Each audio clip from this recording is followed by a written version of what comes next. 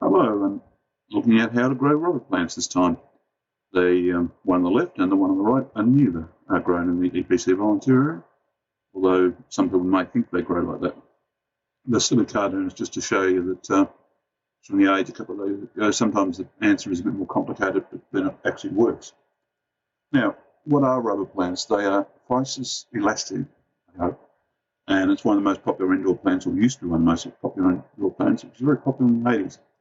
It's reasonably easy to grow, and it should basically survive pretty well without any too much trouble.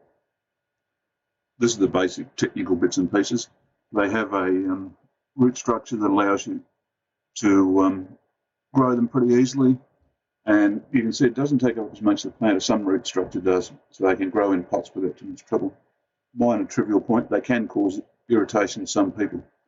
The best in temperature, which would be basically room temperature in most offices, a bit of water, reasonable amount of sunlight, but not too much of either. You can buy them from anywhere. They range in price depending on the size, obviously. Small ones, $10. Large ones, quite a lot more, $50 or $60. Emerald Nursery we went to a while back to get some rose bushes. Beautiful place, except it's more than 5 k's at the moment, unfortunately, but well worth going out there when we're allowed to drive again. What do you grow rubber plants in? Basically, they like to have a well-draining soil. They don't like to get too wet, otherwise things aren't good.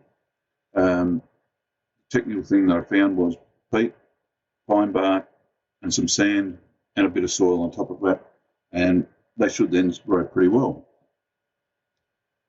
Light requirements, they actually like light, but because they normally grow in a fairly busy area, they don't like too much direct sunlight. Basically, most office windows will screen enough of the light out so that they will be okay. They will grow fairly big if you're not careful. The real ones grow up to about 15 metres tall, but we're only looking at a couple of metres. Watering and cleaning them, basically they do need to be wiped down. Spraying them is probably just as easy. Use a soft cloth or something like that if you're actually watering them and that sort of stuff. Misting with those sprays, that's your easy answer. Somebody suggested using lukewarm water, basically because it's kinder on the plants than using cold water. There's a website there with a lot more detail. They will need to be repotted from time to time. Let them go for as long as you want to. You've got a reasonable size, but once you take the head off them or the top, that's when they stop growing up. Then they'll grow out. If you don't repot them, they will basically stagnate and just quite possibly die, but they'll basically just stay as they are. A pot plant that's a little bit bigger each time, it's a good sort of basic guide. You can propagate them like most plants, just take a cutting, put it in soil or put it in water. Haven't tried that, and they will grow.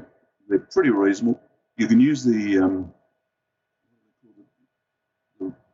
there's a particular gel which helps to grow rooting material or something like that. Rooting medium that's mentioned there. Adding hot plate just keeps them warm, but the same as putting in the windowsill. If they don't work, well, you can buy a plastic one. They look pretty much the same, and they're pretty reasonable quality, and most people wouldn't be able to tell the difference, hopefully. When I was looking around at various information about rubber plants, I found one guy who killed a plastic one. Wasn't me. He basically cleaned it too hard, and that damaged the stem, and when the room heated up later in the day, the stem fell apart and the leaves fell out as well. That is something I didn't think was actually possible, but it is. Okay, any questions, either ask or email me. Thanks. Bye.